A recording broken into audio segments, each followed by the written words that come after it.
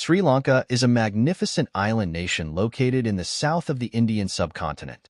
It is a place known for its pristine landscape, diverse culture, and various UNESCO World Heritage Sites. One of the most impressive places in Sri Lanka is Sigiriya, which is called the eighth wonder of the world. Sigiriya also has an ancient city in Sri Lanka.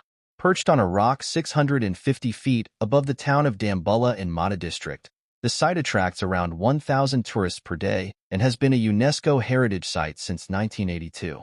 Many believe that the giant city is perched flat on a high hill and is a supernatural city. According to modern archaeologists, the oldest settlement in this fort on the top of Sigiriya was in the 5th century AD. Palace granite stonework water tanks covering most of the site were built on the orders of a king named Kash, but some local people believe that this ancient site dates back to 1,000 years ago by a king named Ravana. Built by ancient Hindu gods who were descendants of Asuras or descended from the sky and ruled human civilization for a while, but is it really possible what we see today in Sigiriya is the ruined hill fort built by Ravan? If Ramsetu is true, then the popular story of this fort is also true. Is it true that the fort built by King Keshav 5,000 years ago was later used by Hindu gods? In today's video, we try to understand who built this hill town and how this fort was built on this difficult place. Signs of the area around Sigiriya suggest that it was inhabited by Mesolithic people around 5,000 years ago during the Common Era or the last few centuries before the present era, with evidence that monks used various rock shelters and caves in the area, some archaeologists believe. The site was first used in the late 5th century during the reign of King Keshav. He moved to the vicinity of Sigiriya where he built a fort on megalithic rocks, and he believed that his brother's army would not be able to reach the fort, but at the end of the battle Keshav's army was defeated in the battle and Keshav committed suicide before being captured by the invading armies. His brother Moglana accommodated Buddhist beggars in Sigiriya, which housed a Buddhist monastery until the 14th century, after which the city of Sigiriya was abandoned or uninhabited sometime in the 15th century, when Westerners first discovered the site when a British Army major, Jonathan Forbes, arrived on horseback, and he then proceeded to discover the ancient ruins of Sigiriya. Various Western archaeologists carried out small excavations in the area in the following years and were surprised by what they found. In Sigiriya, they found some signs of advanced engineering skills. The ancient city had one of the best preserved examples of urban planning.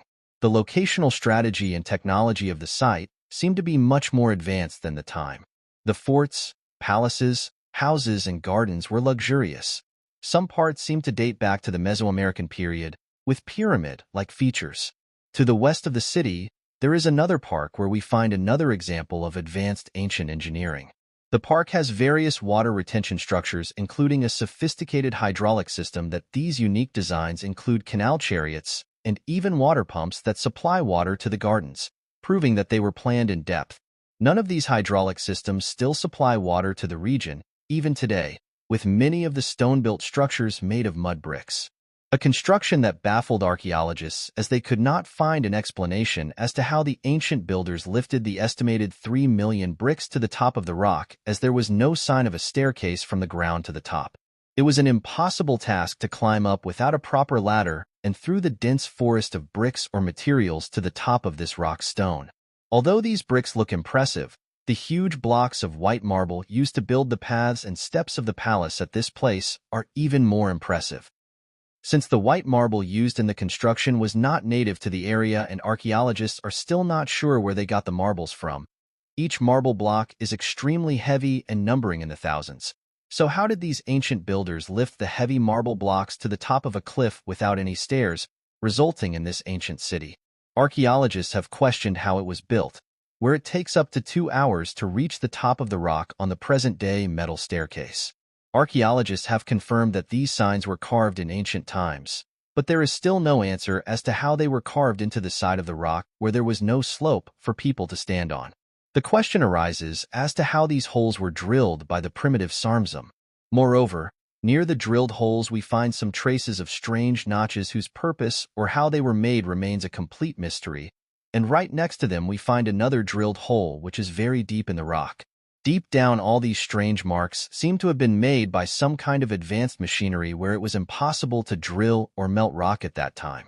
Apart from these impressive features like brick marble blocks and even unusual pits, a huge granite water tank or pond can be seen in this town. It is said that the pond was made by excavating granite rock, but once you get closer to the pond, you will realize that it is actually carved out of extremely hard granite seams. The granite rocks had to be removed. Also, the amazing thing about this pond is that it never dries up even in Sri Lanka's incredibly hot season.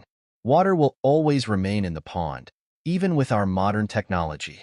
The water slowly flows through a filter, and there is also a drainage system below the pond so that even during heavy rains in Sri Lanka, the pond never overflows. The ingenuity and technology make it seem impossible that they were built over 5,000 years ago. Locals in the surrounding area not only believe it, but there are some legends that this is not just the work of an advanced civilization, but could be the work of someone who descended from the heavens to reach the top of the city we have already mentioned. There were no stairways, so many researchers suggest that the city's ancient builders may have used anti-gravity technology or levitation, as many researchers suggest that the city's ancient builders may have used anti-gravity technology or levitation, as locals in Sri Lanka heard that the city of Sigiriya was built by the gods. They came down to this place on earth and built this place as the abode of Lord Kabura in Sigiriya. Kabura is the Hindu god of wealth. According to other local legends, the city of Sigiriya is known to be the palace of the ancient god King Ravana of Sri Lanka. Legend also says that this huge granite pond was Ravana's bathing place. This oldest city was built by ancient texts from Sri Lanka and India. According to ancient texts from Sri Lanka and India, Ravana was not born as a common man, but his ancestors belonged to a powerful clan. The texts also say that Ravana belonged to a race known as Asuras, who are described as powerful superhuman gods in Indian texts, who came to Earth 1,000 years ago. Many believe these stories are not just myths, but ancient historical accounts of visitors from other worlds coming to Earth. So, is it possible that the Asuras were the original builders of Sigiriya? The builders used advanced technology to lift the materials to build the city beyond logic. The city of Sigiriya, it is really difficult to identify the real one, but if you go to Sigiriya, you will notice that there are two huge carved feet in front of the gate. Locals call them lion claws, but lions have 4 big claws and 1 small one. In Sigiriya, the number of claws is 3, which makes many people believe that they are actually wanted to depict some reptiles because most ancient reptiles had 3 big toes. And this is what we notice at the entrance of Sigiriya. Some locals refer to these feet as rabbins. What do you think about this city of Sigiriya? Is it somehow a work of primitive man with simple tools? Could it be something mystical, or could it have been built by Ravana, who came from the lineage of Asuras? Mixed with and change the course of our history, just like all the ancient texts. Tell us your valuable feedback in our comment box. If you like the video, then like the video, then watching next new episode. Thanks.